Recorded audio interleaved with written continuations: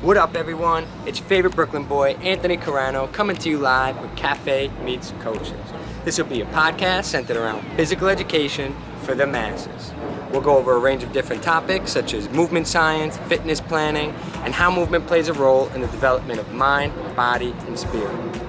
My goal is to bridge the gap between academia and practice, helping friends, colleagues, and future professionals with the motivation to move and the knowledge to do so efficiently. Like the title suggests, some of the episodes will be recorded in person at a cafe. They might be at a fitness center, they might be on Zoom.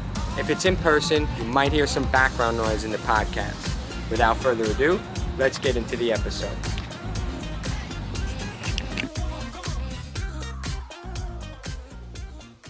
Before we get started, what I usually do, one of these little icebreaker cards. So it's like a personal question, completely random. I just pull it from a deck.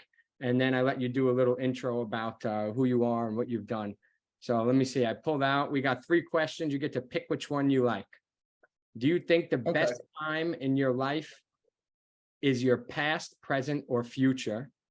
Would you say that people you get along with best share your sense of humor? Or what is the most delicious meal you've ever eaten? Let's go with that middle one. Okay. What was that one? People that I get along with share. Would you share say the that sense people? of humor? Yep. Do they share your sense of humor? Yeah. Well, I feel like that's the easiest one to go with here because I think that that is very, very true. I think that your style of humor is one of those things that like is probably one of the greatest bonding elements that there is. Like and I think that that's true across genders too. You know what I mean? In terms of like, I think it's easier like in the same gender to like get along in some way. There's more tension between men and women probably. But that ability to have a shared sense of humor is an incredible piece that really lets you connect with another person. And I think that humor is just such an underrated concept overall for people as well. You know, I really, I don't anymore, but I used to subscribe by the idea that I always have to tell the appropriate joke for the moment, regardless of how inappropriate it might be in the moment itself. Right. Like, you know what I mean? Because there's always a way that you can look at anything and find some element of humor in it. And I don't know, humor has a creativity piece to it, and it's like it's just a different spin on it. You know what I mean? You have to be present in the moment to actually be able to be there enough to have an interpretation of it that could be funny. But I think that like I'm definitely much more on the dark humor side of things, and for sure, when people don't have that, it's kind of like, I don't know what we're gonna do here, man. Like we don't have much common ground. So when people do have that comes out, it's like I feel like I can feed off of that, and it just makes really easy to be able to move forward. Nice. So tell us a little bit, I know you have a long history, but maybe just a little bit about who you are, where you came from, regarding the fitness industry. Sure. You with me there still? Yeah, it's just like I'm just dropping and would you mind, like, I think that I just have too many things in the background computer open, so it just keeps like crashing and delaying. You want to close out and come back? Yeah, if we could start this again, like I can just close a bunch of shit in the background. Yeah, I think let's do it. Just run really smooth. Let's do it. Okay. So I'm gonna close this out and then I'll see you back in it in a few.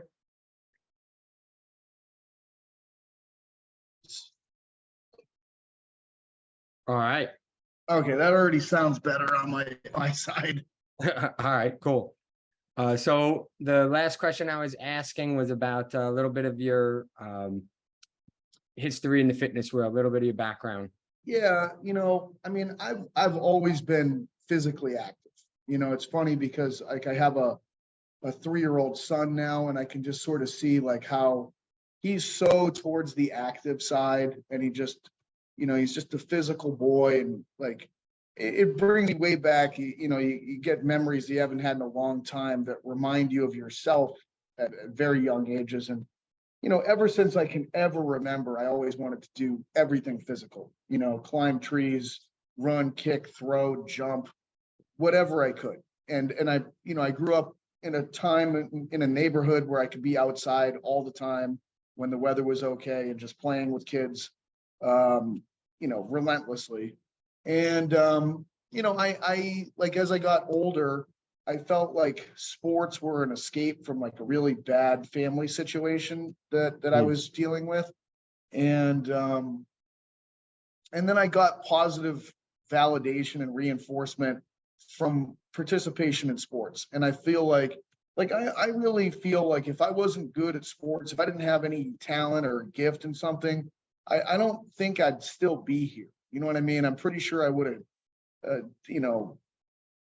partied myself to death or done something that would have wiped me out. But there were enough people during my time as like an adolescent and teenager who took an interest in me that were coaches and fathers and people, because I was a talented athlete, to where I feel like they gave me enough of what's necessary as a young man to get through those tough times.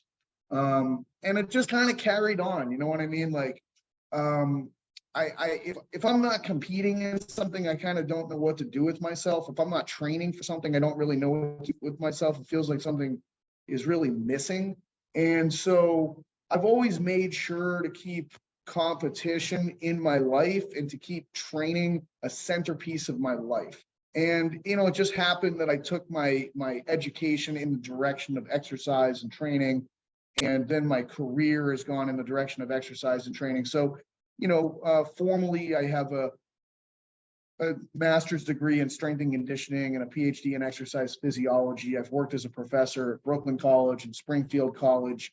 After that, I left for the private sector. I was the director of training and continuing education for Peak Performance in Manhattan. And then after that place kind of crashed with transitioning to a new facility, I worked independently in Manhattan as a personal trainer. And during that time, I have written a few books, and I've developed a certifications seminar series. And I've just, done various other things. I've competed in mixed martial arts. I've competed in strongman. I'm currently training to compete in bodybuilding. That's the next direction that I'm looking to train and figure out and compete in.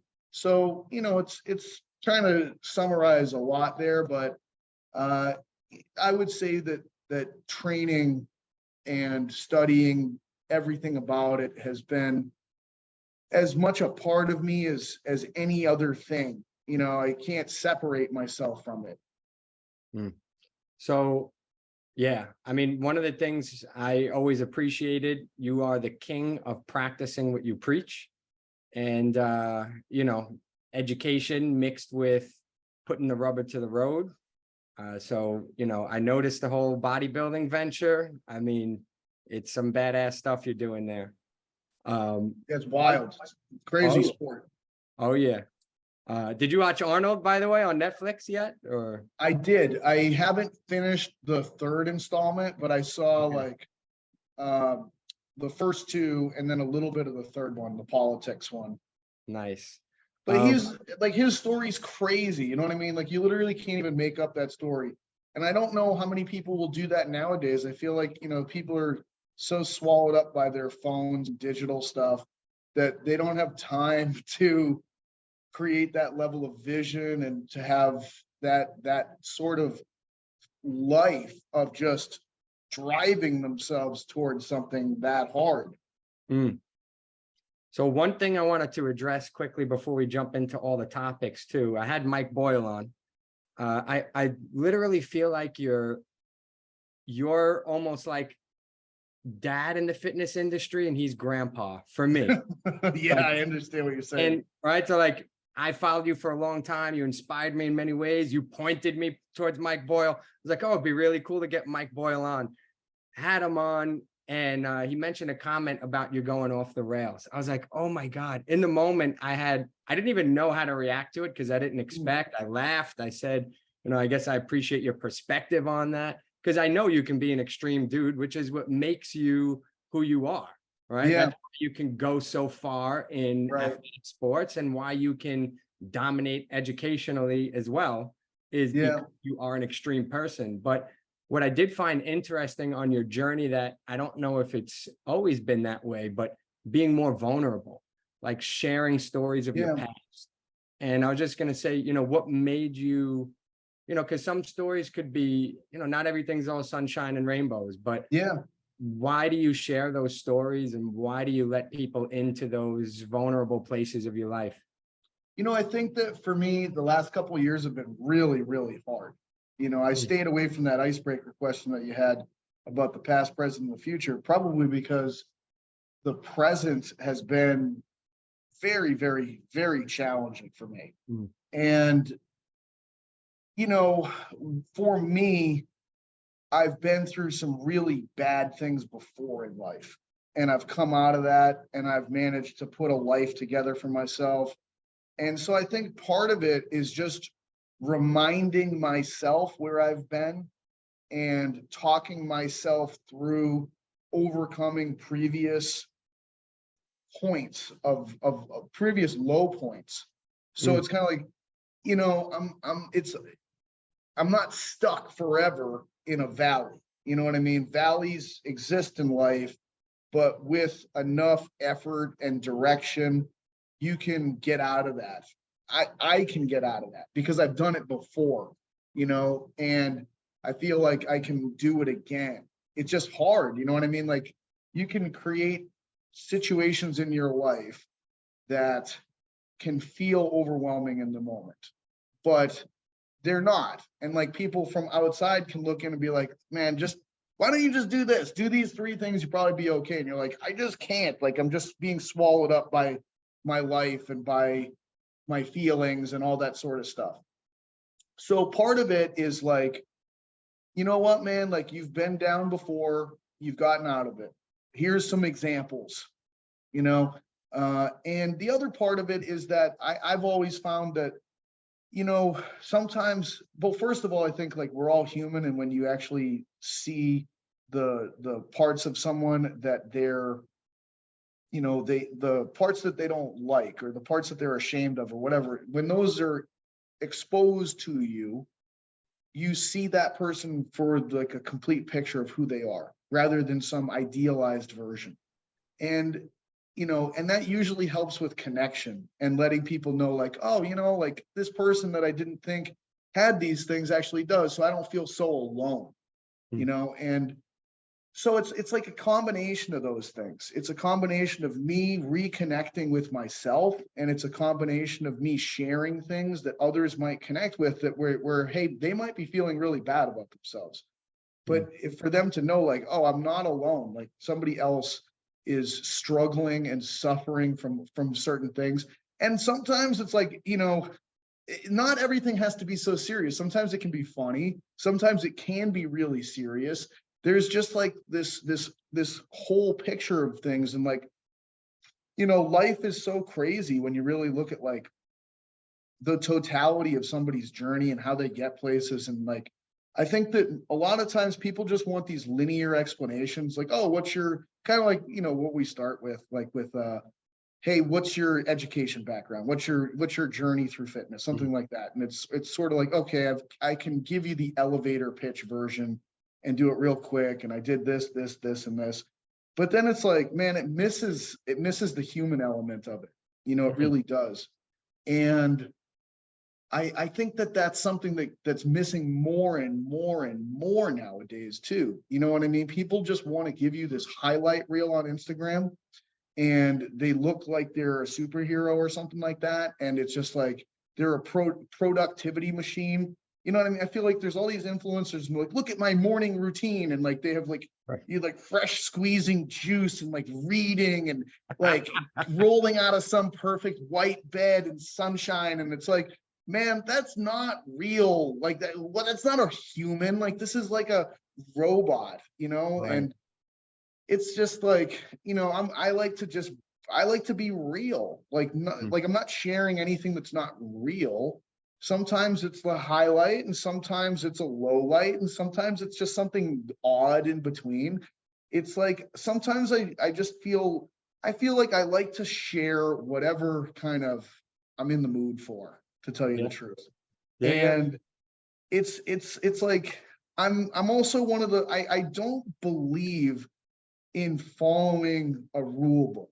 I believe in shattering rule books, and in particular, I think for men inside the fitness world and inside the strength and conditioning community in particular, it's almost like we're supposed to be robots, and like, I don't think that's feasible, or like, it's not possible. Like, no one could live up to that standard. Like, we're all people, and people have strengths and weaknesses and histories and desires, temptations, like, and so I don't know. I just think that, like, I don't like corporate culture, never have.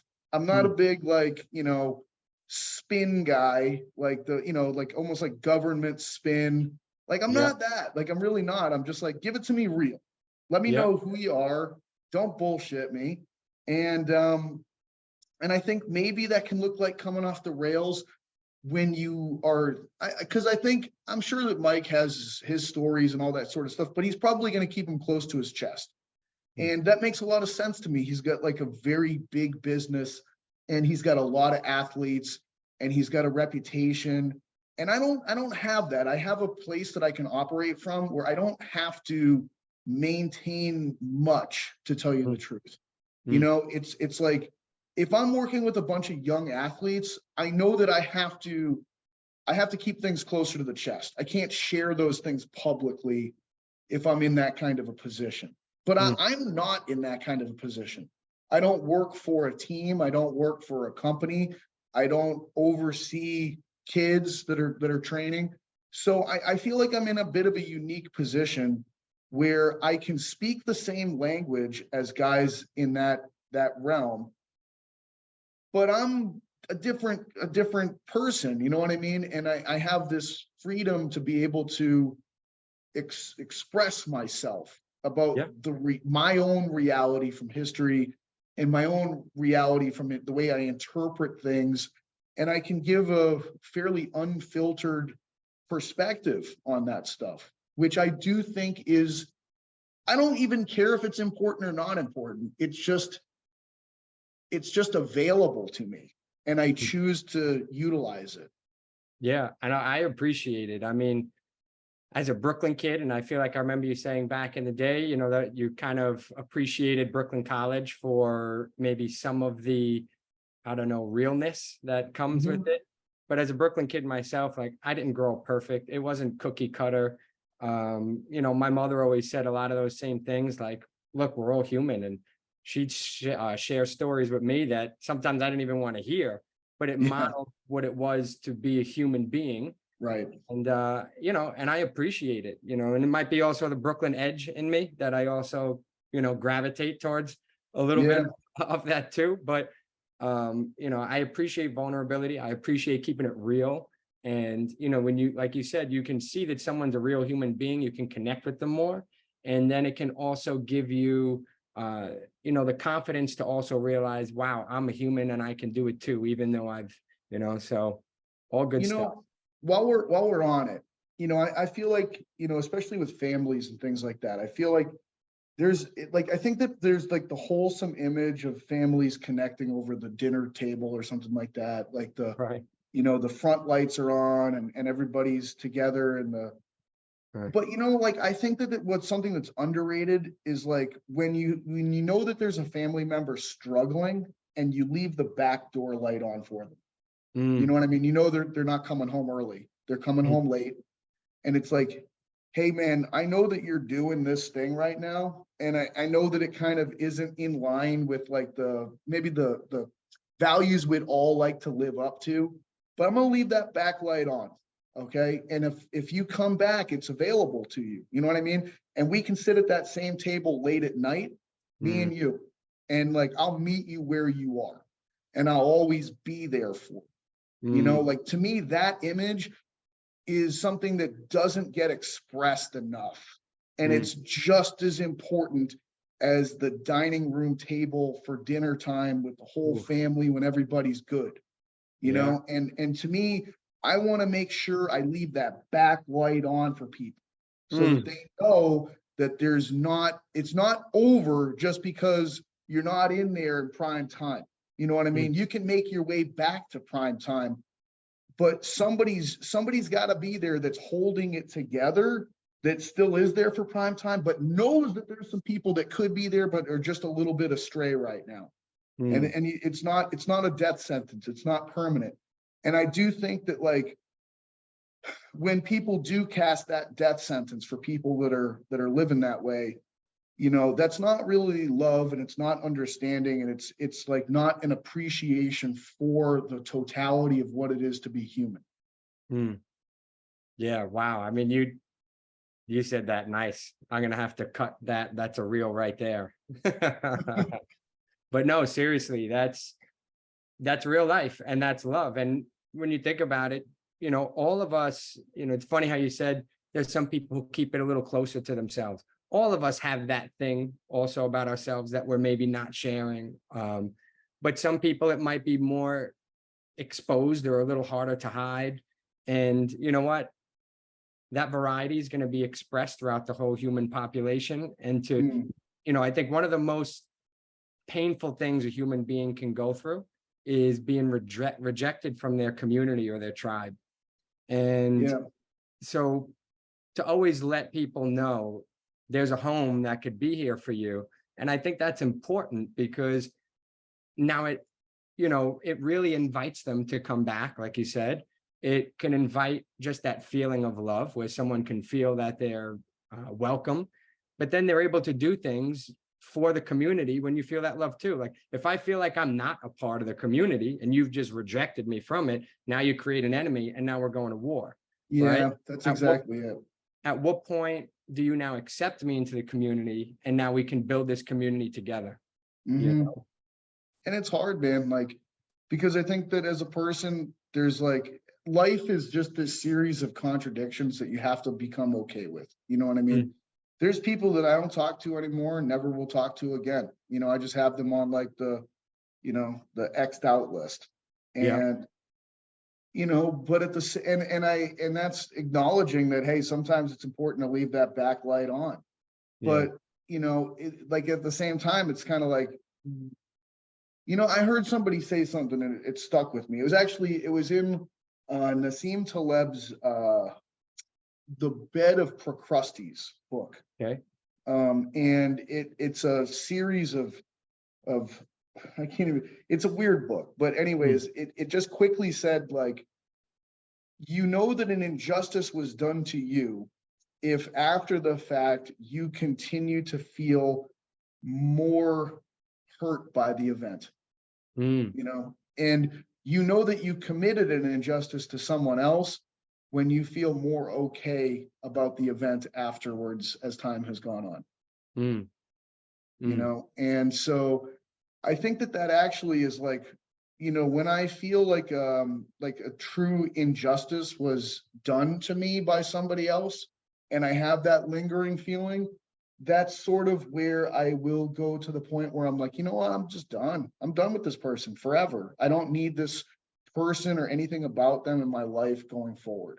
And I need to be strong and take that stand for me. And because, like, what's going to happen by letting this person back in? Like, they've violated me on a level that would be disrespecting myself if I allow that to happen. You know, because I think that everything comes down to respect. You know what I mean? Like, with your interactions that you're having with other people, there could be a point where you're disrespecting that other person, and that's not the best way to act. Or there could come a time where allowing yourself to continue on with somebody is disrespecting yourself. And that's also not the right way to go. So being aware of that if things are just operating from a level of mutual respect flowing back and forth for yourself, for the other person, for themselves, and for going towards you, then that's a really good relationship to keep. You know, if it becomes one where it's not a continuous flow, you know, because potentially that person's struggling and like you're trying to show them respect by helping them in a time of need, lifting them up, then I think that that's something to continue to do. If, however, that person begins to drag you down, then it starts to become a situation where you're disrespecting yourself by continuing on with that relationship. Like I do look at it as like, just there's mutual back and forth that's uplifting. There's a time to, and then there's times where people reach out hands for other people. But is the direction of that hand that that person is reaching out, is it lifting you up or is it dragging you down? And if it continues to drag you down and you're drowning, then you need to get out of that situation. So speaking of lifting things up and putting them down, I'm going to shift gears a little bit with the convo. With all these podcasts, I always let conversations flow, especially when it's good. Yeah. No, I think that's a great transition point, though. Yeah. But movement quality. So your book, Optimizing Movement, and or actually, what's the exact title? It's a coach's guide to optimizing movement, rethinking the big patterns. Yeah. But in there, you know, you discuss a lot of gems. You take a lot of science. I don't even know if someone can really appreciate, like if you're not reading all the books, because I've followed you for a while and read a lot of the books that you suggested to read, whether it's a neuroscience book or an evolutionary book, and I don't even know if everyone can really appreciate how much science and knowledge is really in that text. But so two big things that you talk about: movement quality, movement quantity. So I wanted to talk about movement quality first. Yeah. And kind of starting off the conversation along the lines of what makes us human. So like on an evolutionary perspective, from chimp to man, what are the things that I guess physically or movement wise make us who we are? And does that play a role in what movement patterns you decide to prioritize in your fitness training? So this is a huge topic, you know what I mean? And I feel like I need to take a step back and zoom out from it for a second, because to me, it actually is a conversation that goes way back to ancient Greece.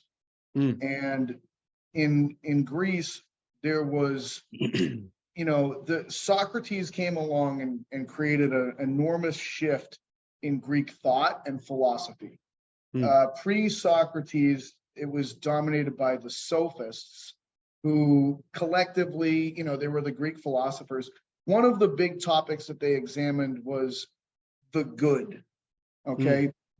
And even Plato kind of gets into this as well in his writings, where, you know, he thinks that there's kind of multiple realms that exist, and like we're existing in one realm, and then there's like a realm beyond us where it's kind of a realm of perfection, and that's like this place of ideas, that's where the perfect circle would be. It's where the perfect dog would be, tree would be, whatever it is, like whatever concept you can think of, a lamp, a chair, like in this other realm would be the place where the perfect version of that would be.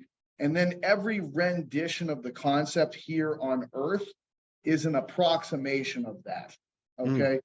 So, and that would also include like our values, you know, like what we think of as like being happy or it's like everything that we have is impure and incomplete. And as soon as you're kind of moving in a direction, it loses its crispness and becomes stale. It's kind of like the time where you want a chair the most is after you've been standing for a long time. And then if you're sitting long enough, you're going to want to stand up. So it's like living in this planet is a very confusing place to be, because you always want what you don't have. And then as soon as you have that thing, you'll soon not want it because you've had it for too long. So it's a shifting, bizarre place of very like inadequate representations of, you know, the perfect version of the thing itself. So, you know, and Plato is a student of Socrates, and this is kind of, anyways, the sophists were obsessed with trying to find the good, is what they called it. And it's kind of like, you know it when you see it. When you see like elite marathoners from Kenya run by you, you're like, well, that's really good. That doesn't look like, you know, regular people going for a run. Like, that's good. Okay. Or like you see, you know, Major League Baseball players taking swings in a cage, and you're like, that's really good. Right. So, and you could think of whatever example where you're like, that's really good.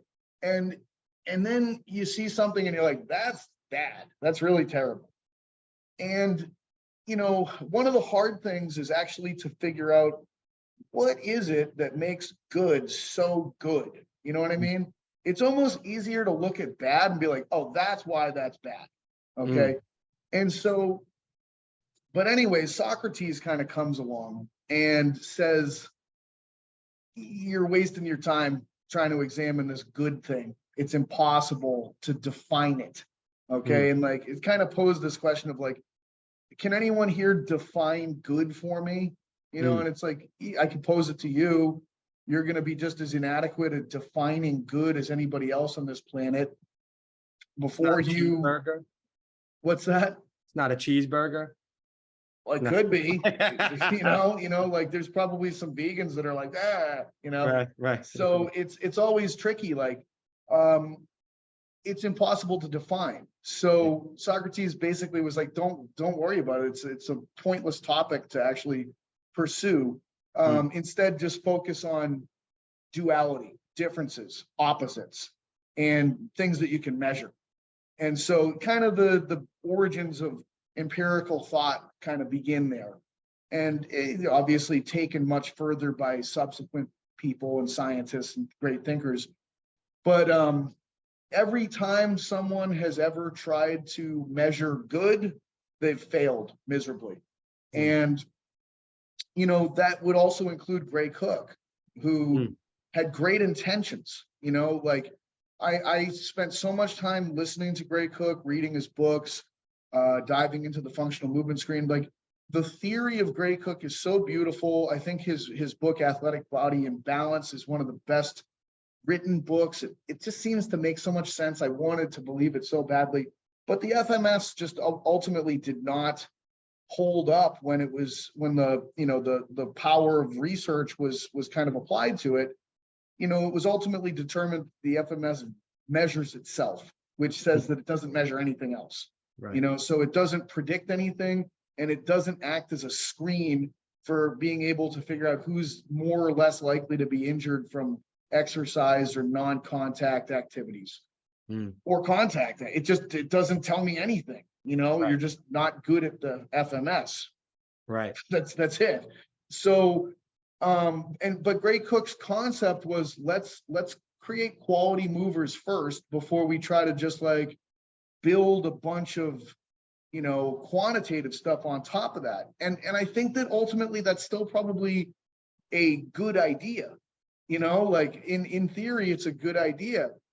And so, you know, when I set about doing this book and creating this model, I sort of like knowing, like, I'm like, look, I'm just some guy. Okay. I'm aware of the fact that Socrates, who's not just some guy, he's fucking Socrates. Okay.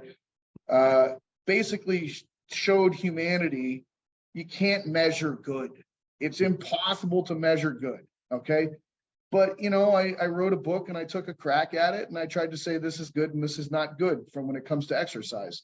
And I used a model to try to evaluate it. And what I say is good is basically movement that involves demonstration of control of the center of mass.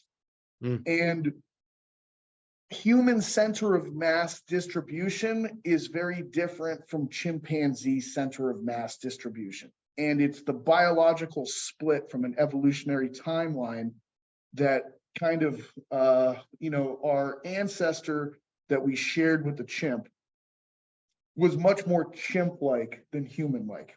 Mm. The divergence heading towards humanity was a lot of things changed. You know what I mean? So when you look at a chimp, for instance, like some of the big things that pop are, if you look at a chimp's foot, it looks like a hand. Its big toe is like a thumb, where it's perpendicular to the other digits rather than parallel with the digits. And a human foot has a parallel big toe with the other toes. Chimps have their knuckles on their toes can't hyperextend. So they can't really roll their toes and push off their toes when they're walking. It's just like, it's just a stiff toe. They don't have a longitudinal arch in their foot. So they don't really have it's just like it's a hand. They just have feet like hands. And those are really effective for climbing trees, but they're not effective for bipedal locomotion. And the other big hitter pieces are kind of like the shape of the pelvis, and then the way the skull and the spine. Okay, so if I look at a chimp has a skull where the foramen magnum, which is the hole that the spine enters the skull, it's very posteriorly located at the base of the skull on a chimp. So it means that a chimp's neck goes into the back of its head. And if you just think about that, if your neck goes into the back of your head, it means all of your head is out in front of your neck. So all that weight of your head is way out forward. So your head is driven forward by that orientation. And it orients everything forward. So a chimp is basically a glorified quadruped. It's more like a dog than it is like a human in terms of its center of mass distribution. And it's got a long, flat, gently kyphotic spine as a result of being a quadruped, just like every other quadruped. If you look at a dog, a horse, they all have necks that go into the back of their heads, and their heads are out in front of their neck, and they're all flat back for the most part. They don't have cervical lordosis, and they don't have a lumbar lordosis, and they don't need to, because guess what? Their thorax and their skull are in front of their pelvis. It wouldn't make sense for them to have those sigmoidal shapes to their spine. Humans, though, the foramen magnum migrated more anterior on the skull, so it's more in the middle of the skull. So what that does is it basically puts the neck in the middle of the head, and that puts the head over the middle of the thorax, and it puts the thorax over the pelvis with alternating curves. So the center of mass of a human is much further back as compared to this forward pushed center of mass of chimps and other quadrupedal animals. And when I like, one of the things that I remember vividly was reading the polyvagal theory, which has nothing to do with center of mass, but it's about the autonomic nervous system. And one of the parts of it that stood out to me above and beyond almost every other part was something that was called Jacksonian dissolution. And Jacksonian dissolution was this, John Hewlings Jackson was an English neurobiologist who did most of his work in the 1850s. And he witnessed this, that like with the brain, under situations of low stress, you run off of the most modern evolutionary parts of your brain, which is the prefrontal cortex. Okay. And the prefrontal cortex is the most complicated part of your brain. It's the most variable part of your brain. It can do a bunch of different things. But it's also not able to withstand a high level of stress. So as stress rises, the most modern anatomical pieces will go offline, and you'll resort in like a backwards timeline to older anatomical pieces in your brain. So if stress rises, you're gonna go to older systems. That's where people usually act a little bit more primitive in heightened situations. Hungry. Yeah, all of those: hungry, angry, lonely, tired. And you're probably going to be more of a dick or more of a whatever, you know what I mean? Like, but older, less, of someone with their prefrontal cortex can consider things. And I think Robert Sapolsky put it best. The ultimate action of the prefrontal cortex is that it allows you to do the right thing when the right thing is the harder thing to do. I love that. It nails it. It just goes right to the point. Yep. And when that's not happening due to stress induction, then you're not going to do the right thing when the right thing is the harder thing to do. You're going to do the easier thing or the reactive thing or the shutdown thing. You're going to fight, flight, freeze. You're not going to work with tend and befriend. You're going to go towards all the other things that are less, they're very predictable. You know what I mean? Like pro-social.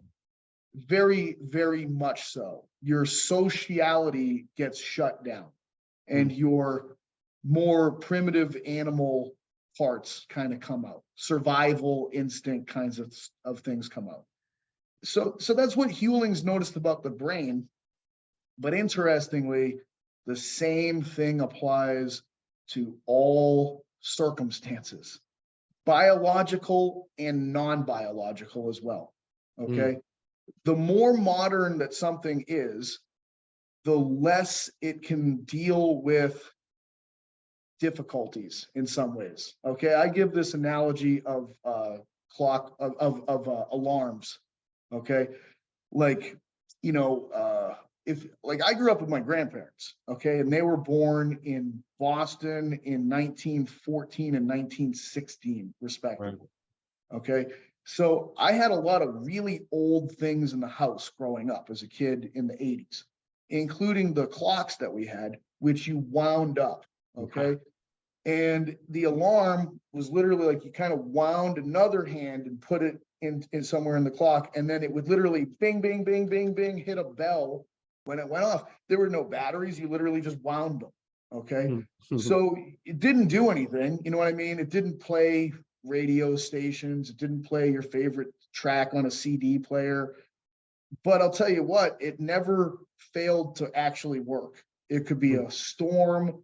If the electricity went out, this alarm's going to go off. Versus the modern ones, like, hey, like a more modern, I remember, clock radios when those came out, like, wow, you can actually set it to the radio station. But if somebody trips over the cord and unplugs it, it's not waking you up. If lightning hits the radio station, you're not waking up. If basically when the shit hits the fan, the modern stuff craps out. It's true in warfare as well. That's like like soldiers that really love the AK-47. The AK-47 was being used in warfare in the 2000s. It's a gun made in 1947. You know what I mean? It's super primitive. It doesn't have the firepower of modern assault rifles, but the thing never jammed. You could drag it through mud, it would still fire. It could be freezing cold out in like tundra of Siberia, it would still fire. You could bring it into the jungles in Vietnam, it wouldn't get clogged by fungus growing in it. It always worked. The newer ones, they destroy it in terms of like their proficiency under ideal conditions, but they wouldn't be able to work well under poor conditions. Now, biology is smart enough to have new pieces, but then they always have old pieces. Human invention is getting there. Okay. Like, if you think about like, what do you use now for your alarm? You use a cell phone. Yeah. And that's super modern. Okay. So but what it has is it has a back, like it's the alarm itself functions on an older model. If you think about it, the alarm doesn't need internet. So if the Wi-Fi goes out, the alarm's still going to go off. Okay. If your phone's not plugged in, but the battery is still alive, it'll go off. So you don't need it plugged in. You don't need Wi-Fi. You can set it on, you can go in and make it real fancy. You can wake up to whatever song, but you can also wake up to like, whatever pre-programmed track is in there too.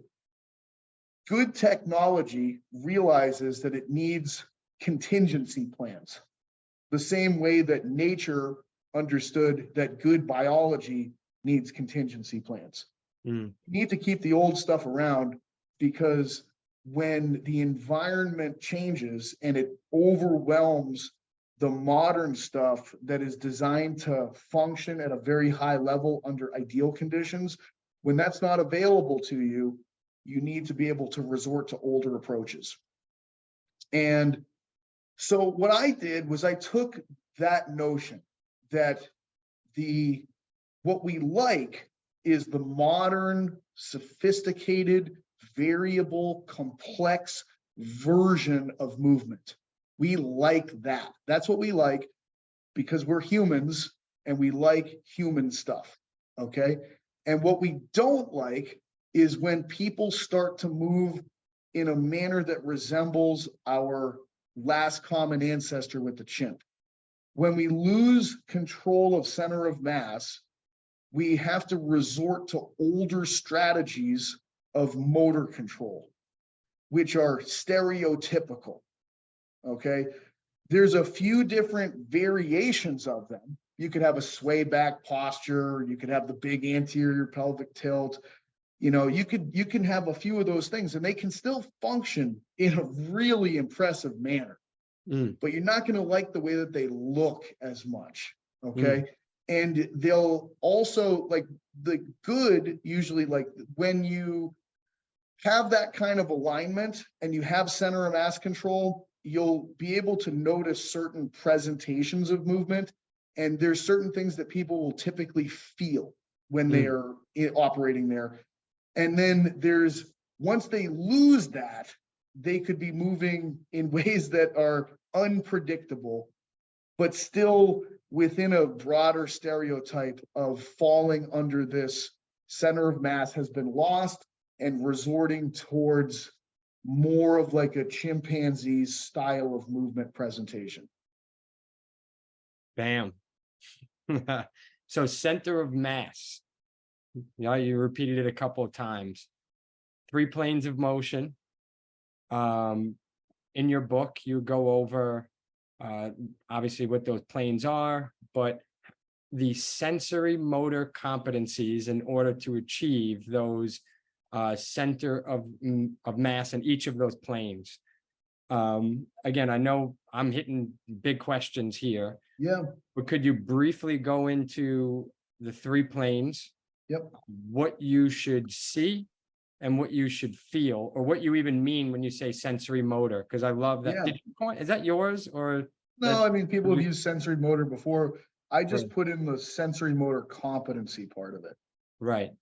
So yeah, what do you mean by sensory motor, and what should you see? Yeah. Right. I kind of I use that terminology because I look at, the nervous system is the driver of movement. And if I follow the nervous system to the top of the nervous system, I kind of have the peripheral nervous system, it converges and it goes to the central nervous system, and the top of the central nervous system is the cortex. And the cortex is divided into, sensory, motor, there's visual, there's auditory, there's all that stuff. But when we usually think about movement, we are thinking about the sensory and the motor cortex and how they play into it. If you can think of like those homunculi drawings of like, here's a representation of the brain, and like you see that it's like giant hands and mouth and tongue and stuff like that. That's kind of what the thought process was, is like we're nervous system driven creatures, and the nervous system is governed by a sensory and a motor cortex as it pertains to movement. gross bodily movement. So, you know, to me, it's kind of like the nervous system will always recruit through the path of least resistance. Okay, it's always going to make the right decision from an economy standpoint, and that economy will be driven by the position that you're in and the distribution of your body weight. Okay, so it's like sometimes people are like, oh, my hip flexors are so tight, oh, my neck is tight, like, you know, and it's like, well, it should be based upon the things that you do in life. Okay, your nervous system is recruiting in a manner that has created the most economical way for you to get through life. If you're going to change that stuff, you're going to have to make such a big change that you're actually like the next, like you're going to have to make yourself so different that your nervous system will have to reorganize itself, because a new presentation would be the most economical now, if that makes sense. Okay. Yeah. Like, so anyways, within the scope of this model, it's sort of like the nervous system is the governor of movement, and that's the division. So I want to see that your nervous system is proficient for being able to get you to perform trainable exercises in a manner that I think is good enough or competent. You know, it doesn't say like, you know, best, or it's competent or incompetent with this, you know? And so that competency is spread out across the 3 planes of motion: sagittal, frontal, and transverse. And the easiest one is the sagittal to explain, and the frontal is next most challenging to explain, and the transverse is very challenging to explain. So sagittal is really like chimp or not chimp, you know, like chimps are driven forward and humans are held back. So the more that you hold your center of mass back, the more upright you're going to be in terms of the center of mass of your skull is over the center of mass of your thorax, is over the center of mass of your pelvis from a forward backwards perspective. And it should look like that. But then there's a million ways that people can compensate and trick you into thinking they're upright. So, you know, the tell will be, well, what tissues do you feel working when I challenge your ability to stay upright? You know, and the ones that I want you to feel are going to be the controllers of the pelvis should be your hamstrings and your glute max. The controllers of your rib cage should be your internal obliques. So those are the ones, like from a sensory standpoint, it's like, hey, you look like your skull is over your thorax, over your pelvis. And you're reporting back that while you're doing this activity, you're feeling some sensation of your hamstrings and your glutes and your abs, but in your internal obliques. So, you know, the way I explain this is like, I view the pelvis and the thorax as kind of like teams of horses, okay? Like if you had a horse carriage and multiple horses, and these horses, they always want to run forward, okay? And unchecked, that's what they're going to do. Your thorax is going to run forward, your pelvis is going to run forward. So you need a driver in the carriage who has reins that can hold the horses back. And so the hamstrings are like a perfect rein for the pelvis. They hold the pelvis from the backside and they prevent the pelvis from running forward and tipping forward. When the pelvis goes forward, it tips forward.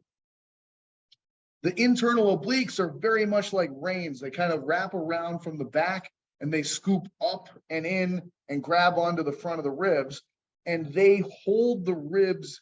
Like when the ribs and the thorax runs forward, it runs forward and up. So it would almost be like you were tipping over backwards. You know, the tendency would be your pelvis would go into anterior tilt and your rib cage would go into posterior tilt, which would just open the front door completely and close the back door completely. So The reins are there to hold the thorax down and back, and the reins are there to hold the pelvis up and back. And when they both work together, I keep everything on top of itself. So that's kind of the thought process with that. And when I'm talking about this stuff, like when I think about exercise, for instance, there's kind of a hierarchy to my thought process. Number one is the foundation is having a sagittal plane, sensory-motor, competent axial skeleton, because that's actually what it's describing. It's not even describing the exercise itself, to tell you the truth. It's describing the center of mass of the axial skeleton. And it's based on being able to keep that center of mass back. All right. And so I look at that's the foundation. I want axial skeleton, sensory motor competency, sagittal plane. And now what I do is I superimpose an exercise on top of that. And you have whatever movement is happening, a horizontal push, a squat, a hinge, a lat pull down. That's just layered on top of a sensory motor competent sagittal plane axial skeleton. And if I do that, what happens is I increase the probability that I'm going to recruit and fatigue the actual intended target tissues for that exercise. So if it's a hinge, I should recruit and fatigue the hamstrings and the glutes. If it's a horizontal push, I should recruit and fatigue the pecs and the triceps. If it's a vertical pull, I should recruit and fatigue the lats. And I'll tell you, like, when people have incompetent axial skeleton control over center of mass in the sagittal plane, and they superimpose an exercise on top of it, I have no idea what tissues are going to be the things that get recruited and fatigued. But there's a decreased probability that it's going to be the target tissue. And there's an increased chance that I'm going to get a bunch of stuff that I don't want. I just don't know what it's going to be.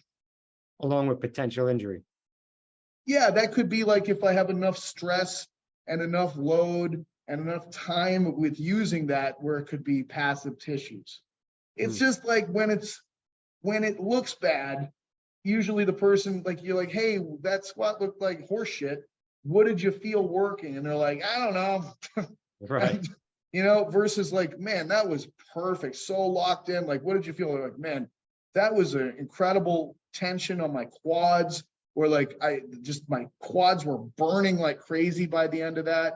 It's like, well, good, because it's a squat and it's supposed to work your quads quite a bit. So it really, like, if you've worked with people enough and seen enough people that are really incompetent with exercise, you really don't know what they're going to tell you is working during any particular exercise. You're like, this could be anything, you know? Right. I look at it like, you know, if you play golf and you're trying to putt the ball into the hole, it's hard enough to putt the ball into the hole. But imagine how much harder it would be if the hole was moving around on the green. Okay, you have no idea. I look at it like, if I standardize the axial skeleton, I at least put the ball, or I put the hole in one place. Okay, I still have to do the movement right. Like, I still have to coach the person to squat well or press well or pull or whatever intricacy of whatever exercise I'm talking about. I still have to coach that stuff. But at the very least, I'm not operating on a non-standardized frame. You know, like, I believe, like, I'm a strong believer in progress and productivity. And I think to myself, hey, if I wanted to build a factory, I would have to standardize everything. Like, every working piece would have to be incredibly standardized. And if it was not standardized, I have no idea what kind of errors are going to happen. I just know there's going to be a lot of them. Right. So I want to standardize the frame of the human before I start having excursions of the distal parts happen. And I really feel like, hey, as long as I can standardize the middle, now I very much increase the likelihood that I'm going to hit the target with whatever movement I'm trying to learn now that I'm doing it. So that's the premise of the sagittal plane stuff. The frontal plane stuff is based on shifting the center of mass laterally over each foot, okay? And that's really something that people don't do or understand very well, I think, in fitness. I think that there's definitely a community, a pocket of people that understand and appreciate. But when I'm talking about frontal plane, I'm not talking about like lateral raises or sideline hip abduction or something like that. I'm literally talking about taking your center of mass and shifting it as a unit over the left foot or the right foot through space.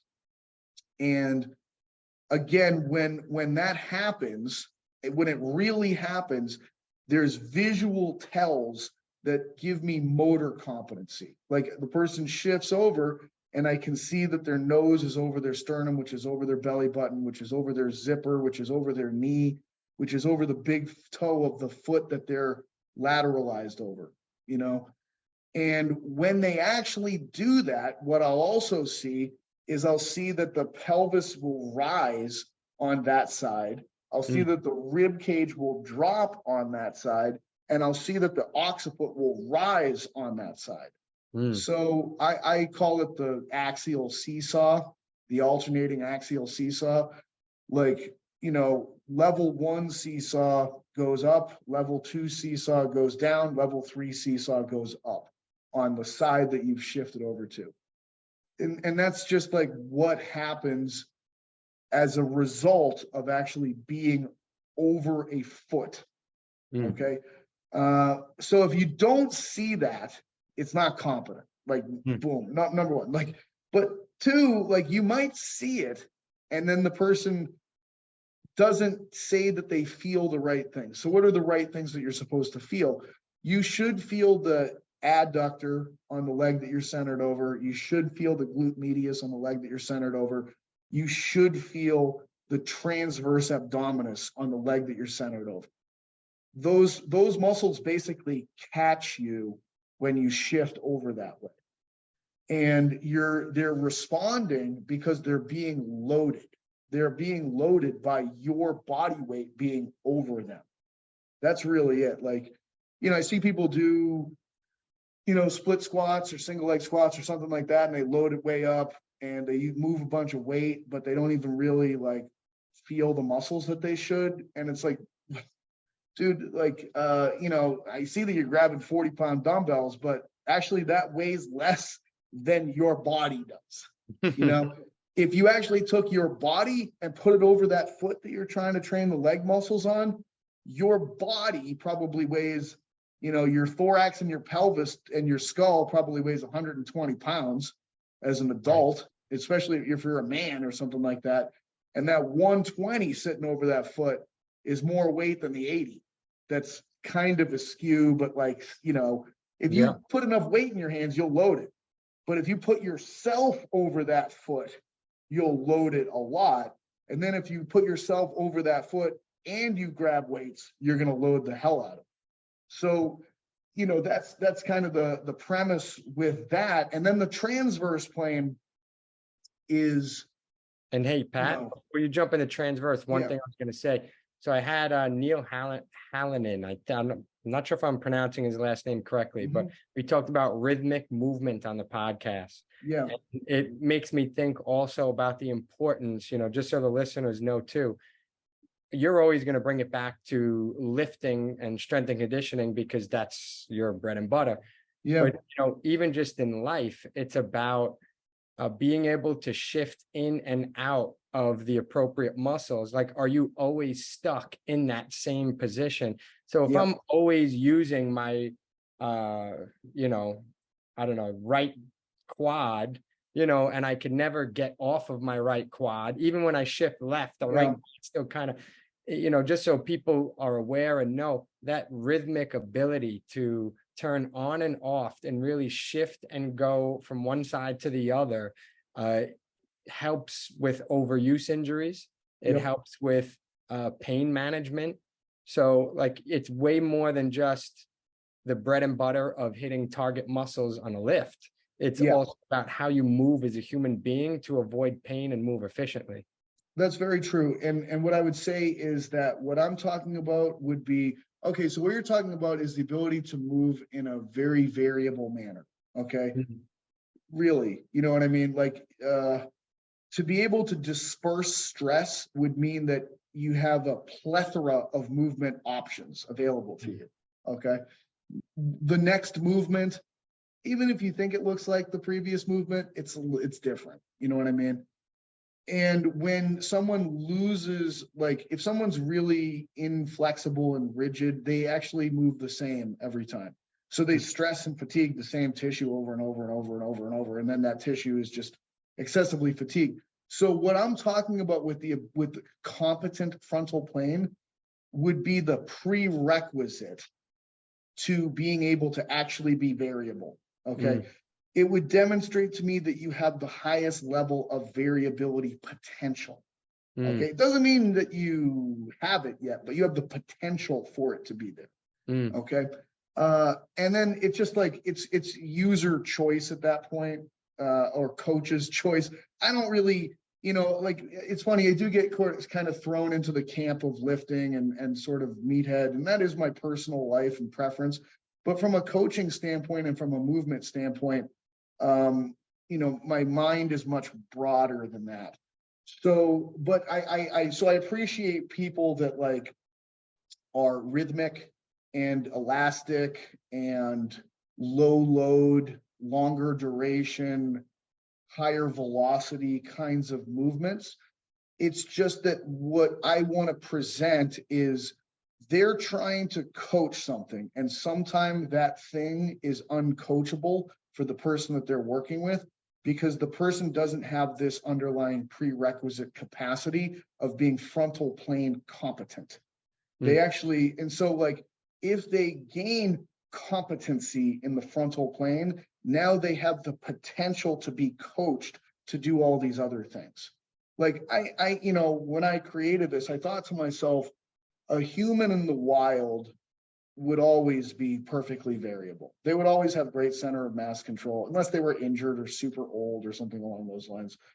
But a prime human would always be like amazing, you know, like amazing. And why? Because their life is lived in an incredibly variable manner.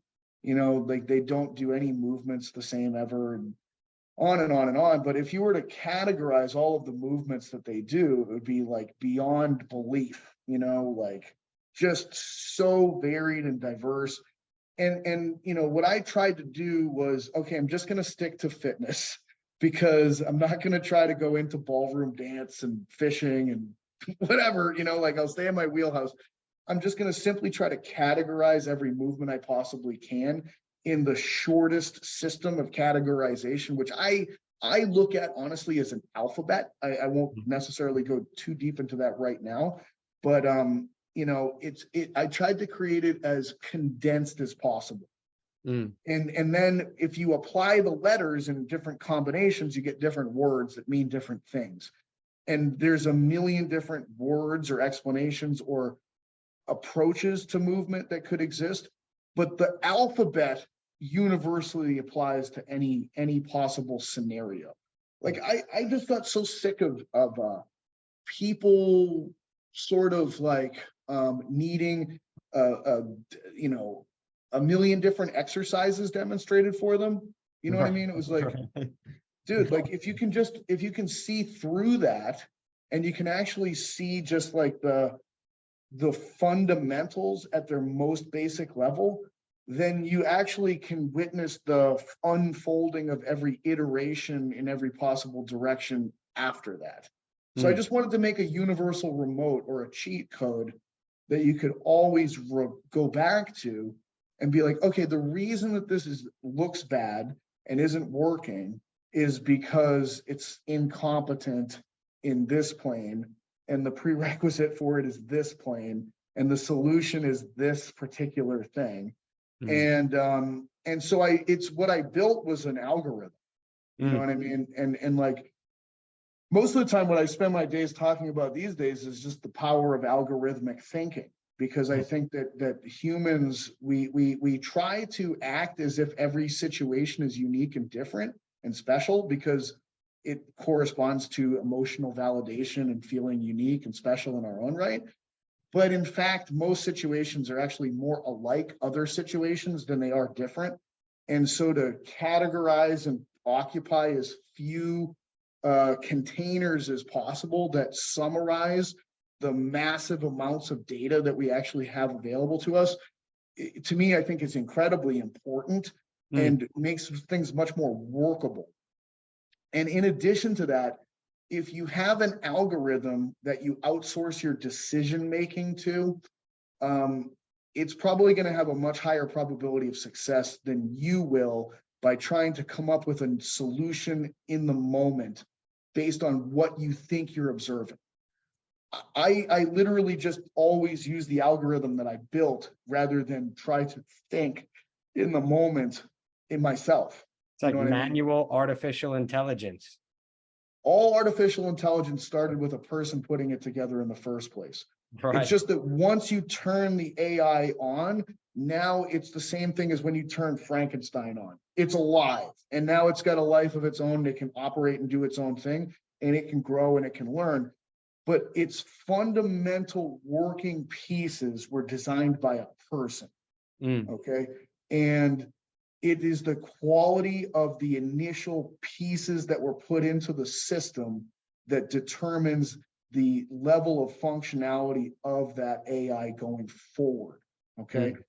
But that's basically what I tried to build for all movement situations is, okay, here's where you should start.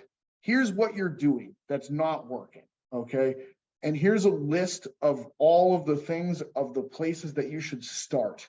And let's evaluate what's happening, and then let's look at all of the things from the list that aren't involved with the demonstration that you're currently witnessing.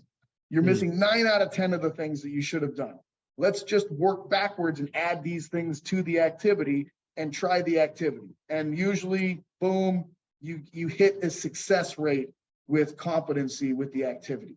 And once you have competency, now that competency can move forward in different directions is kind of the premise.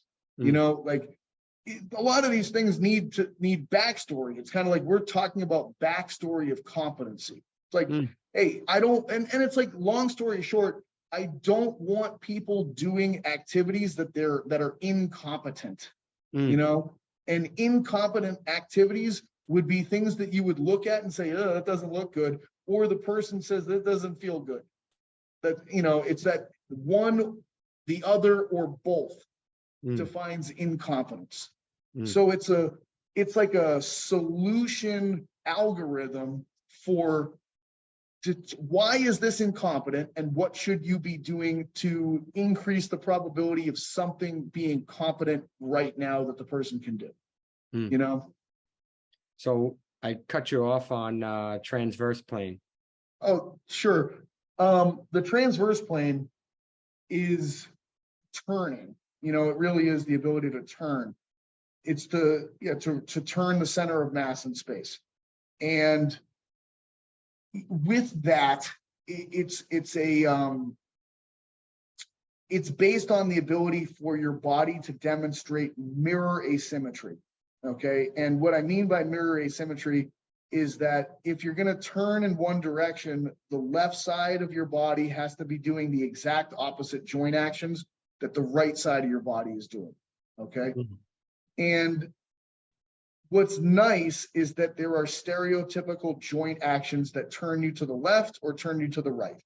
Okay, and well, so if I want to turn to the left, and I'm talking about what I need to do on the right side of my body, I need to internally rotate the pieces on the right side of my body.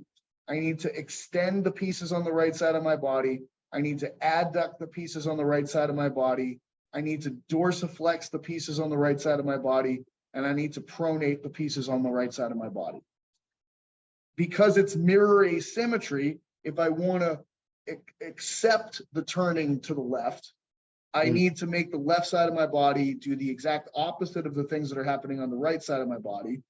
So those would be, I need to externally rotate, I need to flex, I need to abduct, I need to plantar flex, and I need to supinate. Like if I do those things, I will turn to the left. And I will, so it's literally that, like the more pieces on the right side that IR, extend, adduct, dorsiflex, and pronate, the more that those will push me into turning left.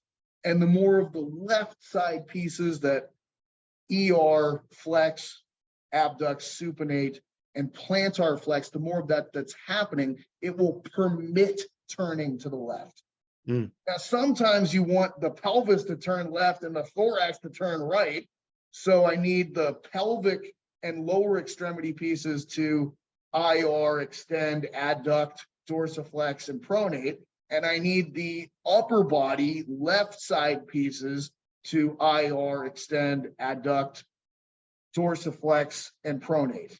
Okay. And so like, that's just, a lot of times if you understand those things and you understand what should be turning in what direction, you can coach the hell out of it. And you just have a cheat list that guides you. Like, okay, right now I have a boxer who is throwing a right cross. Okay. So they need to turn their thorax left, and they actually will be turning their pelvis left as well.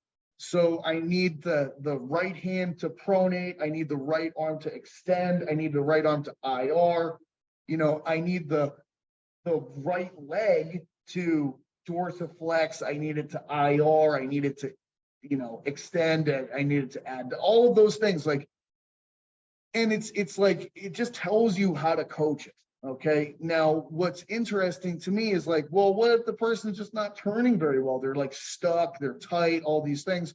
Should I fix it with transverse plane coaching? No. What you do is you fix it by going back to the sagittal plane. Same answer would happen. Hey, if the person's just not good at shifting their weight in the frontal plane, should I fix it with, if got a frontal plane problem, should I fix it with a frontal plane solution? No. You go back to the sagittal plane. The sagittal plane is the place of front, back, center of mass control that makes you less like a chimpanzee and more like a human. I could try to work with a chimpanzee. If I had a chimpanzee that was coachable and really had a go-getter attitude, was like, I really want to learn how to throw a baseball and hit a golf ball with a golf club, it would just never be good. Like, even no matter what, even if I put the brain of a human in it and the understanding of a human and the ambition of Michael Jordan and all that kind of stuff, it's not that it's not coachable mentally. It doesn't have the prerequisite center of mass to be able to shift and turn with the orientation of its skeleton. So, understanding a little bit about now what centering should look like and what it should feel like. If someone was trying to attain some of those positions in a warm-up, or like, what are some, maybe, I know you're not, you can't get down and start showing everything now, but retro steps, a 99, like what are maybe some things people could do to, train it? Again, I work from an algorithmic thought process. So it's like, I just work in like, I go through, the model is called the 7 pillars, but in my mind, it's like a filtration system, like cheesecloth. Okay. It's like 7 layers of cheesecloth. It's like I'm running water through the cheesecloth, and it has to get through all 7 layers. And when it gets through all 7 layers, I know that it's good. Okay. But so like the way that I think to myself is pillar 1 is, what's the motor pattern? Is it a hinge? Is it a squat? Is it a press? Is it a pull? Are we running? Are we jumping? Are we throwing? What are we doing here? So let's just say it's a hinge, okay? And pillar 1 also has the plane of motion, sagittal, frontal, transverse. Let's say it's a hinge in the sagittal plane, and that it's going to be done. The other part of pillar 1 is the stance you're in, a bilateral stance, a staggered stance, front, back, or staggered stance, side to side. Let's say it's a bilateral stance. Okay, so it's a hinge in the sagittal plane with your feet next to each other. Pillar 2 is the quantitative stuff, load, velocity, duration. We're going to say that it's moderate load, which means it's somewhere between 60 and 80% of your 1 rep max. We're going to say that you're going to do it for moderate velocity, which is somewhere between 0.50 and 0.75 meters per second, I believe. I'm a little fuzzy on that one. I have to go back and reread that section. And let's say that we're doing it for moderate duration, which is going to be somewhere between Sorry, my alarm's going off. I'm just shutting it. What's up? My alarm went off. I had to shut it off. Oh, okay, somewhere between 16 seconds and 1 minute and 59 seconds. Okay, so you're doing a deadlift of some kind. Let's say you're just doing you're doing a deadlift. All right, and then it's sagittal plane. So the competency is based on keeping your center of mass back, and I want to see your skull in line with your thorax, in line with your pelvis, if I'm looking at you from the side. And if you're doing that appropriately, there should be some level of hamstring that you feel positionally and internal obliques that you feel positionally in the setup for the exercise. And now I'm going to superimpose this hinge on top of that skeleton. So the prime movers are going to be the hamstrings and the glutes, but your back erectors and those kinds of things are also involved with a hinge. So those are going to be the target tissues. And now I want to know, well, what should I do with this hinge to increase the probability that they're going to do it right? That brings me to pillar 4. Okay. So pillar 4 says, first of all, it says start sagittal. So I did that. Okay. I didn't start frontal plane or transverse plane with this move. It says start with a bilateral stance. So I did that. I didn't start with a front back stance. I didn't start with a lateral staggered stance, like a lateral squat or a lateral lunge or something like that. It says start with, says start static.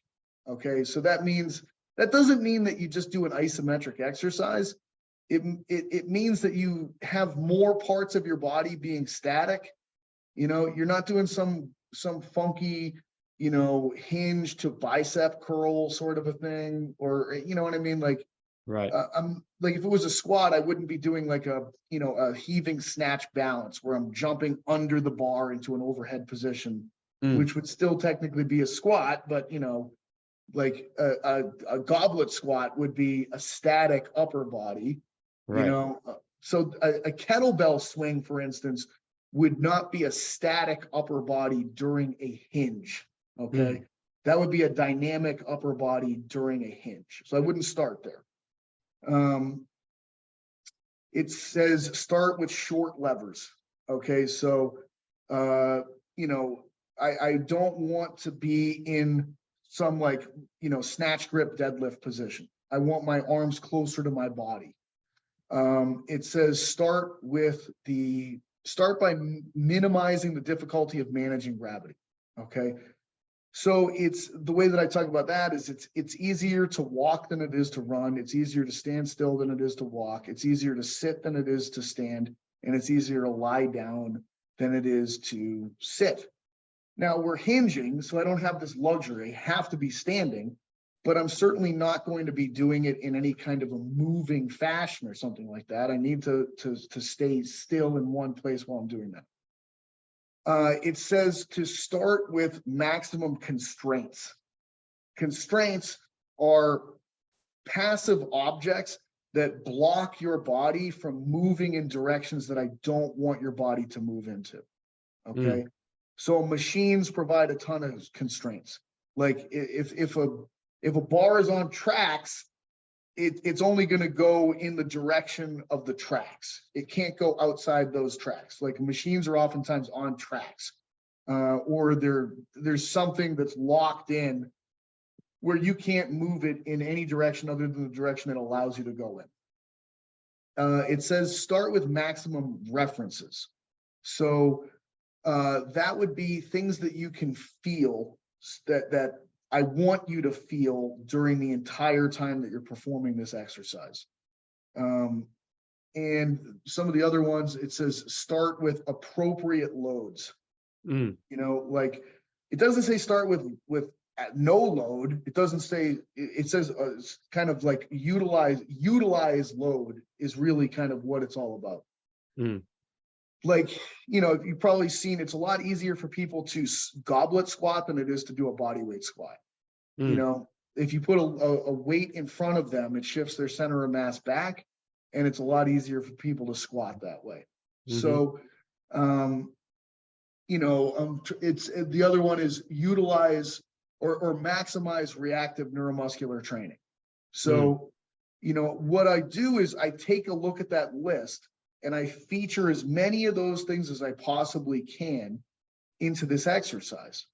So I say to myself, you know, if I was actually going to think of the easiest hinge I could possibly teach someone on day one, the actual answer to it would be the 45-degree hip extension bench, okay?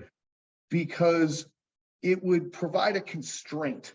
Like your legs are locked into the thing and your heels are kind of like pushed into the pad, okay? But what you can't do in that machine is you can't bend your legs at the knee.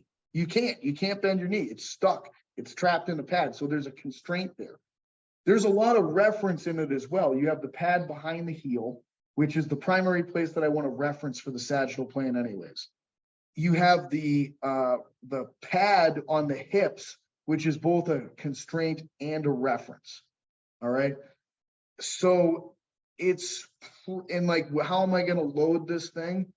Well, I probably will give you something very light or nothing at all for that particular exercise. But the overall statement is like, try to do that exercise and not feel your hamstrings. It's virtually impossible. Okay. If I have day one and I just give somebody a barbell and I say, yeah, just, you know, bend over with that thing, I don't really know what tissues they're actually going to report back to me or the things that they train. Like, it's a total crapshoot. But on day one, if I can really reduce the chances of getting the wrong thing by utilizing that particular tool on day one.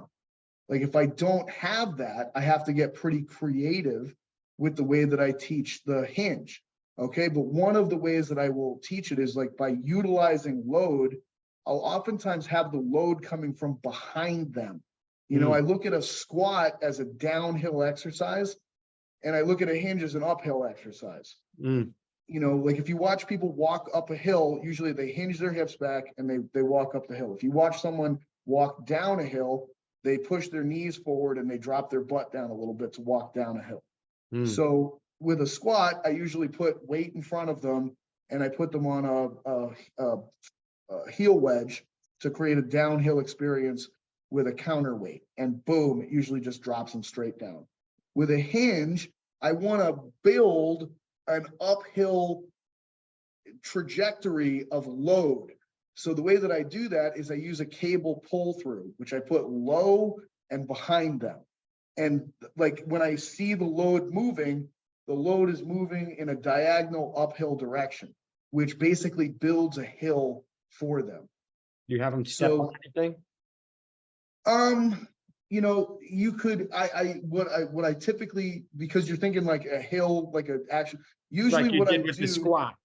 Yep, you can do that. Oftentimes what I'll do is I'll just take their shoes off, because typically shoes are a downhill built thing. And if just by taking the shoes off, I make less of that. So a bare foot is less of a downhill compared to being in a shoe. And oftentimes that's enough. If I need to put something under their toes to elevate them, I can do that to make even more of an uphill.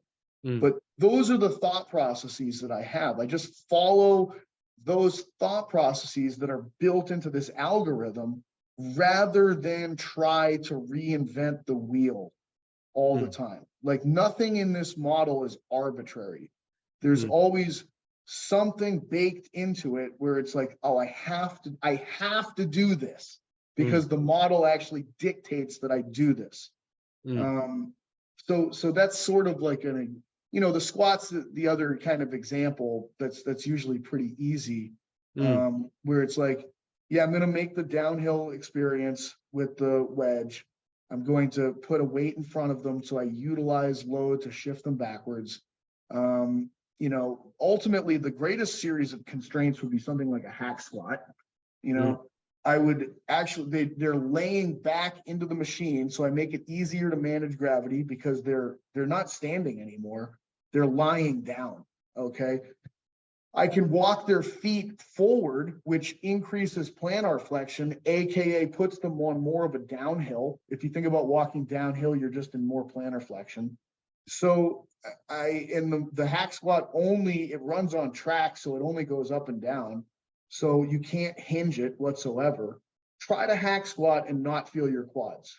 It's virtually impossible, Right. So if that would be the answer for like, hey, what does the algorithm actually tell you to do on day one to increase the probability that this person will feel the target tissues? The hack squat also builds in all the references, and it's standardized. Like, I know that your head is over your thorax, over your butt, over your pelvis, if your body is on the pad, because the pad's a straight line, so those are the kinds of things that I think about, like I'm just utilizing an algorithm to increase the probability. You're creating an environment that's going to force them into using the appropriate muscle. Yeah, they don't have any choice, basically, by the way that I construct things. Yeah. And then over time, if they're competent with one thing, what I can start, and look, like, this to me is like usually like where I find the discussion to really get exciting, because I refer to all of the things that I just talked about as avenues of ground. Okay. And ground to me is I just define it as things that are not you, that you can push against and feel. Okay. So ground provides support and it provides feedback neurologically. Okay. And the more that this stuff is hard to deform, the more support and the more feedback it's giving you. Okay. So I try to give as much ground in the beginning to people to increase probability of competency. Okay. Competency probability increases as ground application to the exercise increases. Once competency is achieved, now I can strip away ground systematically. And if they are still competent, good. But the question is now, well, how much ground do you need to strip away? And now the answer comes to me as, well, that is a needs analysis, old school exercise science talk. And to me, there's populations of humans that operate in low ground conditions and populations of humans that operate in high ground conditions, like snowboarders, skateboarders, Olympic divers. Those are all three examples of low ground interaction athletes. On the flip side, like interior linemen in football and heavyweight wrestlers are high ground athletes, power lifters are high ground athletes. What are the distinguishing features that are different between low ground and high ground athletes? To me, low ground athletes, the thing that makes them dominant in their sport is their ability to turn and tumble. Okay. High ground athletes, the ability to not be turned and to not be tumbled, is what makes you dominant in your sport. High ground athletes, like things that make them better at not being turned and not being tumbled, is generally getting larger, like just getting bigger and stronger, helps you to not get turned and not get tumbled. So I'm going to keep my high ground athletes utilizing high ground exercises and just quantitatively, progressively overloading them with those exercises and feeding them a lot of food. My low ground athletes, I progress them not by quantifiably progressive overloading them with high ground exercises.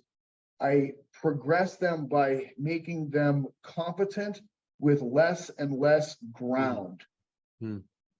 And once we land in the appropriate exercises that are low ground, now I progress those not by loading them more, but by making them go faster in the low ground exercises. Because turning and tumbling is not about doing it with heavy weights, it's about doing it really fast. Because that's the thing that makes the difference in who wins the gold and who doesn't win at all in the Olympics in low ground sports. It's usually like, oh, that person did a 1080 and the other person did a 720. Or that person did a triple axel and that person did a double axel. It's, and like, you know, if I was thinking like, how would I make a top spin faster? The answer would never be by putting more weight on top of it. It would be to create more velocity in the torque and the spin, you know? So that to me is what I've been working on all these years in terms of trying to create a governing thought process that is completely non-arbitrary, that tells you exactly what to do with a person from the point where you start with them in training to their final destination. Now, and I want to respect your time, so you know, we'll start to wrap things up, but I have a question around someone maybe just looking to, you know, general population, want to be healthy. I think about, you know, being rigid versus flexible, or rigid and chaotic, I think is a term you used in the book. And when it comes to movement, should people, you know, I often think that people should prioritize both, meaning there's going to be people who are not rigid enough and need more rigid training. And there's going to be people who are on the extreme side of being rigid and may need something more chaotic or flexible, or in the realms of things that maybe you're not as excited to play in, right? The dance, you know, some of those things. But so should a general population client, or not even client, just person who's looking to improve movement, should they prioritize both rigid things inside the gym, but also some type of playful stuff outside? Yeah, I think for sure. You know, I mean, like, honestly, like for me, I've always felt like I don't necessarily want to tell people how to do everything. I'll just give you the backdrop of how everything works. Right. And then do with it what you will. You know what I mean? Like, I'm probably not the best person to ask for decisions on like exactly how to go about doing things. Cause I'll always be like, I'm a nuclear bomb. You know what I mean? Like, the only thing I understand is how do I bring this to the farthest point possible in the extreme corner point example. You know what I mean? And so that is not general population. They're just in the middle of bell curves. You know what I mean?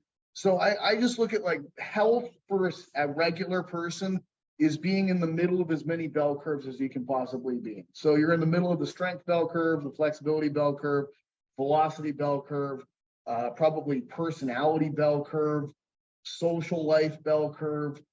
Like, there's a bazillion bell curves that you could probably think about for what it is to be human. And the more of those that you're in the middle of, probably the healthier that you're going to be. Like, that's probably what a blue zone really is. It's just like people that like are boom, very middle of the road in a million different areas. And because you know what I mean? Like, they always talk about like, oh, social. And it's like, man, if you're too social, you're going to run yourself into the ground like that. Yeah. It's very easy to see that with people. You should be social, but not too social. You should be strong, but if you get too strong, guess what? Like, you probably rob Peter to pay Paul. You got Mount Everest in this one thing, and as a result of pushing yourself to Mount Everest here, you got the Marianas Trench in a couple other areas. So it's like middle. So, but the way I kind of look at it are like, what are the areas of the bell curve where people tend to slip away from the middle from a fitness perspective the most, you know? And I mean, I think if you probably looked at it, like power is probably the big one, which is that combination of strength and speed. But I don't know how many regular general population people you've ever worked with. I think that the only, like, trying to teach them speed is like a fool's mission, you know, like basics, like lifting weights is the biggest, like the sagittal plane, bilateral stance, and front back stance lifts, and then just like moderate locomotion.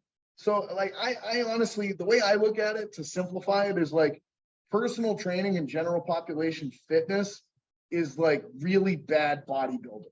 It's just the compound lifts over and over again with some aerobics mixed in there, and trying to get people to stick to a diet. Okay. But I know that like they're just going to be the world's worst bodybuilders. They're going to be non-adherent, non-compliant. You know, like if you're going to be a good bodybuilder, it means that you probably have to be in as few bell curve middle sections as you can possibly be. You know, like you can't be particularly social. That's going to ruin your diet. Okay. You can't be like, it's so many things you can't do. And then you have to take your training to such extremes. And like, that's sort of what, but it's not healthy. There's nothing healthy about it. It's like good for people that are probably unhealthy, that just need focus in their life so that they don't go completely off the rails, you know? Right. Yeah. I often tell people that, you know, some of the greatest athletes in the world are hovering the line of maybe some type of injury of some sort, and also being the best of something in some sort. Like you said, rob Peter to pay Paul, whereas general population is a different beast. And it's a different beast.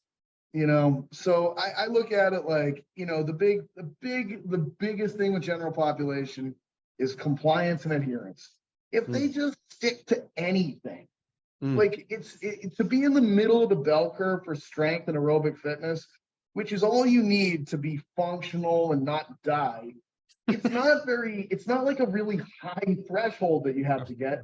But if you become completely non-adherent and non-compliant, then you become sedentary. And if you're sedentary, things can quickly go to a bad place from a health perspective and from a weight perspective. And then you got a host of other problems that kind of come with that. Now, I'm thinking of some other episodes I had. One was about indigenous movement and talking about people, you know, maybe thinking more in an old school way of life. And I don't even want to say old school because there's still some people who live that way of life, but maybe you're thinking more of our primitive ancestors. We got to walk all day and then hunt and do all these different things. And, you know, so living, and I'm going to blend two different conversations here, because there's something you've also said one time I saw in your book. You know, you were using a piece of equipment that someone said they didn't have access to. And you said, well, look, I'm building the best possible thing ever. It's like, I'm not worried about what you have access to right now. I'm building the best thing for me and explaining maybe like that ideal scenario. So what I'm getting at is, in our world today, we're in some pretty shitty scenarios when it comes to movement. People sit at a computer all day. We're in the most unideal situation. If someone was remodeling a society, I know this sounds crazy, but if you were in charge of a tribe and you wanted to keep your people physically healthy, how would you build that way of life for your people? Would you have them move like we did, you know, back in the days, and have a lot of movement variety? Would you have them embed it? Like, what would you do? Well, that's a great question. Okay. And what I would say is modern life, the way that we've constructed modern society is we have systematically taken caloric expenditure out of our life in every possible way. Like, you might be able to hear behind me the air conditioner going on. You know, that keeps my apartment somewhere around 68 to 70 degrees, which requires me to spend the least amount of calories to hold my internal body temperature at a comfortable level. Okay. If the heat in here went too high, I'd start sweating, which requires a little bit of effort and caloric expenditure to actually be happening to cool my body. If the temperature went down to 30 degrees, I'd be shivering, which would require caloric expenditure to contract those muscles to actually move my body in that manner. I don't have to walk many places because I can just hop in a car and drive. Like, you know, you go to the mall, or I'm sorry, like an airport, and you just see people in that beep beep cart, and it's like they don't even have to walk to their gate anymore. They're just getting driven. You know, there's electric scooters, there's e-bikes, there's electric skateboards. Like people don't even walk anymore, you know? So if you really wanted to just like from a fitness standpoint, like all you would have to do is be to just destroy modern society. Right. That's literally all you'd have to do, because you'd have to spend calories to survive, you know? And so like we don't even know that that's what we've done in some ways, but we are energy conservation machines, and we solve things based upon finding energy conservation solutions to life. And that's simply, you know, how we play this out. And only because I was obsessed with sports and wanting to dominate in sports did I go outside of the confines of adamantly caring about, and like the reason that people will buck the system in terms of energy conservation is probably purely reproductive. When you really think about it, like people will get in shape so that they have a better reproductive billboard. And then as soon as you've reproduced and gotten to an age where you won't reproduce anymore, they just shut it down. Why would I bother to exercise? You know what I mean? Like you'd have to have developed so many habits, and it has to be such a part of your life. And if it's taken away, it would almost be more stressful at that point in time. But for the most part, like if you determine that your reproductive success is not very high or something, you don't care about it that much, you're probably going to shut it down and go into energy conservation to a tremendous degree, you know, or if you don't have something to compete in, or like those things. I always find a white whale for myself in life. And sometimes I have to invent one. You know, I feel like Michael Jordan always did that. He'd look for newspaper headlines. It's like, dude, you've already won like 5 championships. So like you're really trying to find like the one person that maybe said something that could be considered trash talk against you, but you're going to highlight that thing and you're going to twist it in your mind to the point where you're obsessed with like shoving it up this person's ass so that you can like, you know, Tom Brady was the same thing. You know, to me, it's like, unless I build a white whale to chase with a level of insanity in my brain that I have to do this thing, I have to climb this mountain, I have to do this, I'll shut it down. You know, like I'll just devolve back into the energy conservation stuff. So, you know, to me, like the Fight Club ending would be the easiest way to get society to move. You'd have to tear it all down. Yeah. Otherwise, the existence of modern creation will always overwhelm the majority of people because it will give them an energy conservation pathway that's available to them, and they'll take it if it's available to them. So is our future, I always thought this one's far-fetched. I mentioned it on one of the podcasts. I think you might appreciate it more.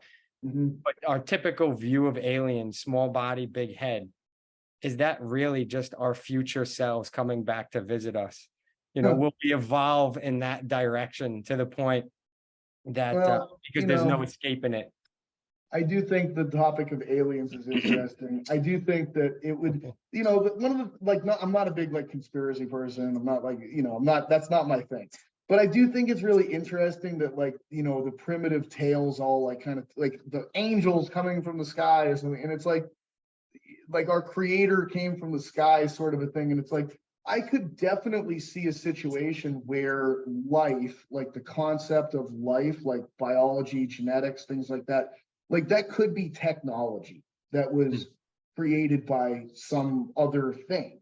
You know what I mean? The same way that we're now at this point where we're like creating AI, you know, like think about where we could be a long time from now, where we've created something that's capable of modifying itself during its lifetime and then reproducing something else that can modify itself, blah, blah, blah, blah, blah. And we have a code, like we talked about codes for being able to do that. Like, oh, it's the source code for AI, here's the code. And it's like, we have a genetic code. Like, it could just be I think about it as it's just a code. And that code tells me how to build myself. And that code repairs me if I get hurt. And that code can be modified and sent to my children, and like, I could see that just being like, we are talking about, like, we are the creators of AI. Like, I could definitely see some other thing having been the creator of us that gave us a code that is just a biological genetic code for life.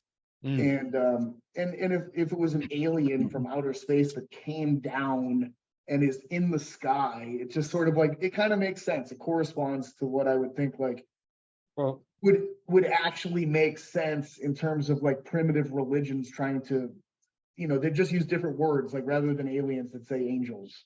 yeah, like here's another one, not to get too off topic, but still kind of, in the realm. We're at the point where some humans will be able to replace organs and have the potential to maybe live forever. And who will have access to that? Probably a select few of rich people, and there'll probably be a lot of poor that don't. And you think about it, that's like the ancient Greek gods.